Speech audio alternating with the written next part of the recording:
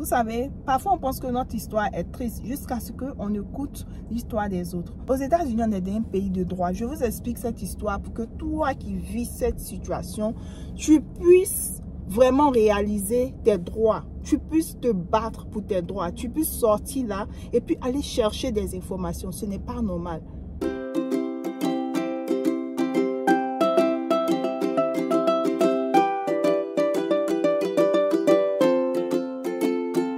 Bonjour les parents, bienvenue sur votre chaîne Entre nos parents. Voilà, la chaîne qui partage les astuces de tout ce qui concerne la parentalité, le bien-être des parents et des enfants.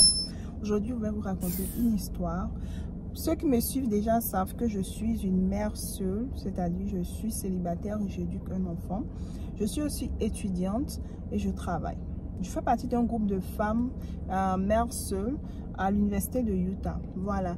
Donc, dans ce groupe, nous nous retrouvons 3 fois pendant le semestre. Nous nous retrouvons une fois avant que les cours commencent. Nous nous retrouvons au milieu du semestre et nous nous retrouvons à la fin du semestre. Aujourd'hui, nous nous sommes retrouvés parce qu'il y avait deux mamans dans notre groupe qui graduaient, c'est-à-dire qui ont fini leur formation, qui ont reçu leur diplôme. Donc, nous nous sommes retrouvés dans un restaurant pour partager un déjeuner et puis offrir des cadeaux et c'était vraiment très intéressant. Mais ce qui m'a le plus motivé, c'est l'histoire de l'une des mamans qui graduait aujourd'hui. Vous savez, parfois on pense que notre histoire est triste jusqu'à ce qu'on écoute l'histoire des autres. Dans notre groupe, tu n'es pas obligé de raconter ton histoire, vous comprenez? Donc c'est aujourd'hui que j'ai écouté l'histoire de cette maman, malgré le fait qu'on avait l'habitude de se voir et on est un groupe dans lequel on échange. Voilà, quand on a des difficultés, on veut s'entraider, on le fait dans ce groupe. Aujourd'hui, pendant que nous étions en train de manger, cette maman a dit qu'elle est tellement fière d'avoir accompli cela.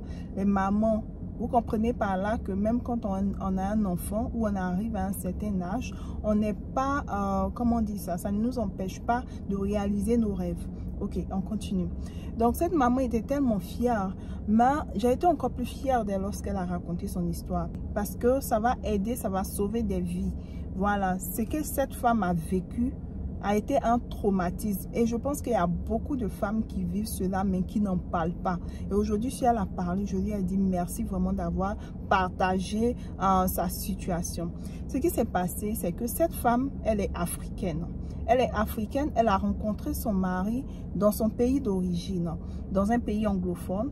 Et son mari, il est américain blanc, il vient précisément de l'État de Utah. Et il a une compagnie, il a une entreprise dans le pays de la dame, en fait, de la maman qui a gradué aujourd'hui. Il avait une entreprise là-bas et il a une entreprise ici qui gère. Et c'est en faisant ces allers-retours là qu'ils se sont rencontrés et ils ont commencé à s'amouracher et tout. Ils ont donc décidé de se marier. Ils se sont mariés traditionnellement et légalement. Voilà. Après, la dame est tombée enceinte et le monsieur, il faisait des allers-retours entre Utah aux États-Unis et le pays d'origine de cette dame. Et elle m'a dit que, elle nous disait que tout allait bien, il n'y avait aucun problème, c'était l'homme le plus doux, l'homme le plus amoureux. Il venait tout le temps avec des cadeaux pour lui, pour la famille, tout le monde, il était attentionné et tout ça. Et vraiment, elle était épatée, elle se disait, oh waouh, j'ai gagné le jackpot et tout ça. Et voilà, 4 ans après leur relation, la dame décide de venir aux États-Unis pour vivre avec son mari. Donc lorsqu'elle arrive ici, elle était enceinte de 5 mois, si je me rappelle bien. Elle était enceinte de 5 mois lorsqu'elle est arrivée ici. Lorsqu'elle arrive ici, maintenant, quelques temps après, elle dit juste 3 mois à peine, voici qu'elle commence à voir le vrai visage du monsieur. Elle se demande, mais est-ce que j'ai affaire à la même personne? Parce que ce n'était plus la personne douce que j'ai connue, ce n'était plus la personne attentionnée que j'ai connue, ce n'était plus la personne vraiment généreuse qui me faisait des cadeaux en abondance, qui me donnait de l'argent et tout. Et là, c'est d'autres réalités que je vais voir. Le monsieur va maintenant m'empêcher de parler à qui que ce soit, même les voisins de là où on vit. Je n'ai pas droit à avoir des amis. 1. Je n'ai pas droit à avoir un compte bancaire. C'est-à-dire que si j'ai besoin d'argent, je dois recourir à lui.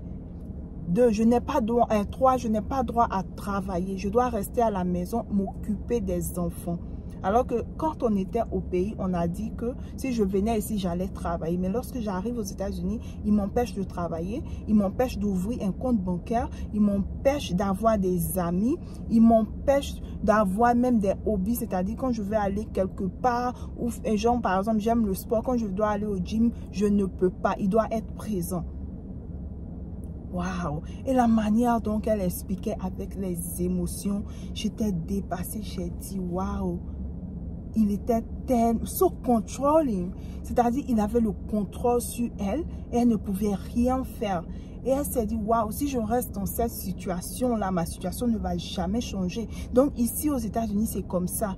Et une histoire même qui a choqué la dame, elle dit qu'elle était enceinte. Vous savez, quand on est enceinte, on a besoin de manger parfois des nourritures, craving, genre on veut manger par exemple toffee, ou bien on veut manger le ndolé, on veut manger peut-être un truc vraiment bien, les œufs à certaines heures. En tout cas, on crève pour certaines nourritures. Et cette dame-là, elle dit qu'elle voulait manger les frites. Elle voulait manger les frites. Et ils étaient en train de passer devant un KFC en français. Ils étaient en train de passer devant un KFC et elle a dit que vraiment elle a envie de manger cette nourriture-là. Depuis hier, elle en parlait, mais comme ils ont vu KFC là, l'envie a augmenté. Et son mari qui lui dit que lui, il n'a pas l'argent pour acheter des frites pour elle. Et elle a dit qu'elle venait d'arriver, donc elle ne comprenait pas comment la monnaie ici fonctionnait, les dollars et tout, elle ne comprenait pas. Donc elle pensait que son mari n'avait pas l'argent et que c'était quelque chose qui était cher en fait. Donc elle a dit, ok, il n'y a pas de problème et tout. Elle s'est montrée comme une femme compréhensive en fait, malgré le fait que le bébé voulait manger les frites. Ils sont arrivés à la maison et elle entend son mari parler au téléphone, blablabla et tout. Et donc, elle prend donc le téléphone du monsieur, elle regarde. Le monsieur vient d'effectuer un transfert à une personne qu'elle connaît très bien, un montant de 800 $. Donc, elle lui demande, tu n'as pas... Donc, voilà, quand elle a vu que le monsieur a envoyé un transfert de 800 $, elle a allé voir sur Google pour voir combien les French fries là coûtent, les frites là. Le prix, c'est combien? Elle allait regarder et puis elle voit que ça coûte 6 $. Elle dit, mais tiens, donc ce monsieur, toi, tu n'as pas 6 $ pour m'acheter, moi, une femme enceinte de ton enfant, les frites. Donc, tu as l'argent pour emmener 800 $ à quelqu'un. Donc, elle dit qu'elle était dépassée. Elle s'est dit, mais attends, tu me détestes à ce point-là ou bien qu'est-ce qu'il y a? Tu n'as aucune considération pour moi. Je suis quand même enceinte. Et le monsieur qui lui dit, je t'ai déjà dit que je n'ai pas d'argent et tout ça, il ne faut pas m'emmerder. Après, ça devient des histoires. Et là, ça va devenir pire dans la maison. Maintenant, même quand il sort, il ne sort plus avec elle. Elle doit rester dans la maison. Elle devient maintenant comme une prisonnière. J'ai dit que, what? Donc finalement, elle a réfléchi, elle a dit qu'il faut qu'elle parte à l'école. C'est comme ça qu'avec l'intermédiaire de quelqu'un, elle a pu s'inscrire à l'université et puis la personne l'a aidé à appliquer pour avoir une chambre au campus. Et comme ça, elle a eu la chambre au campus, elle est venue et elle a eu des bourses d'études de mère seule parce qu'elle a expliqué la situation qu'elle vivait et que vraiment elle ne pouvait plus rester là. Elle était comme une prisonnière. Donc elle a eu vraiment des bourses d'études pour l'aider pour retourner à l'école. Elle a étudié le business, elle s'est spécialisée en système informatique et aujourd'hui elle a fini sa formation. Elle dit qu'elle est tellement contente et tellement fière d'être sortie de cette histoire parce que ce monsieur-là l'a éloignée de plusieurs choses. Il a voulu la mettre à l'écart, l'isoler pour la détruire. Et aujourd'hui, elle se rend compte de la mauvaise personne, de son mauvais choix en fait, parce que le monsieur lui a montré son vrai visage. Et lorsqu'elle souffle, le monsieur, il est content en fait. Et maintenant, c'est qui aussi la question que je lui ai posée, mais comment elle fait avec les enfants? Est-ce qu'il paye child support, la pension alimentaire? Elle me dit non, il ne paye pas la pension alimentaire parce qu'il prend l'enfant, il prend les enfants, pardon, parce qu'elle en a deux, il prend les deux enfants, genre la moitié des jours de la semaine. Elle prend l'enfant la moitié des jours de la semaine et parfois même il ne prend pas l'enfant, c'est les week-ends qu'il prend les enfants, pardon. Donc je lui demande, mais c'est pas parce qu'il prend les enfants qu'il ne doit pas te payer la pension alimentaire. Comment tu fais pour habiller tes enfants? Comment tu fais pour nourrir tes enfants? Comment tu fais en fait avec les dépenses des enfants? Elle dit, je me débrouille. J'ai dit, tu as vraiment fait un grand pas. quitter la maison, aller à l'école, avoir ton diplôme. Mais je pense que tu as aussi besoin de connaître tes droits. Parce que le fait qu'il prenne les enfants, il ne te rend pas service, ma chérie. C'est son devoir. Il a besoin d'établir une connexion avec l'enfant. Donc, s'il prend l'enfant, c'est tout à fait normal. Il doit contribuer aux besoins des enfants. Donc, il faut y penser, s'il te plaît. Et c'est là qu'elle va me dire qu'elle n'a même pas encore appliqué pour faire un divorce. Elle n'a pas divorcé de façon légale. Elle a quitté la maison, elle est avec les enfants, mais ils n'ont pas divorcé. Vous savez, le monsieur, la manière il prend le contrôle, c'est comme ça, il est très intelligent. Parce qu'il sait que la fille, elle ne connaît pas ses droits. Il ne veut pas divorcer parce qu'il sait qu'elle aura des avantages sur le divorce, des avantages sur les enfants. Et il lui fait comment on appelle ça même? Il lui dit par exemple, genre, quand lui on l'emmène à la justice, lui il gagne toujours les procès, c'est quelqu'un qui a l'argent en fait. Genre lui, c'est quelqu'un qui gagne toujours les procès, genre il lui dit des trucs pour qu'elle ait peur en fait. Vous savez, aux États-Unis, on est un pays de droit. Je vous explique cette histoire pour que toi qui vis cette situation, tu puisses vraiment réaliser tes droits. Tu puisses te battre pour tes droits. Tu puisses sortir là et puis aller chercher des informations. Ce n'est pas normal. Toutes les décisions que la justice, la cour de justice va prendre, c'est pour le bien-être des enfants. Vous comprenez? On ne va jamais prendre de décision qui va aller à l'encontre du bien-être des enfants. Si la loi établit la pension alimentaire, c'est parce qu'on sait qu'il y a des personnes qui sont très irresponsables, qui ne vont pas s'occuper de leurs propres enfants, leurs propres sang.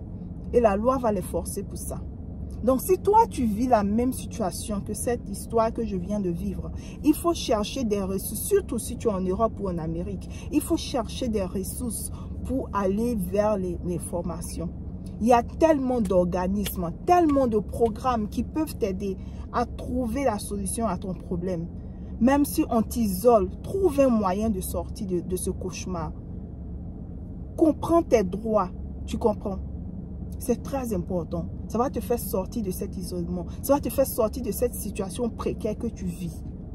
Cherche l'information. Renseigne-toi. Il y a des organismes gratuits où tu vas payer peut-être des frais minimaux pour qu'on puisse t'aider.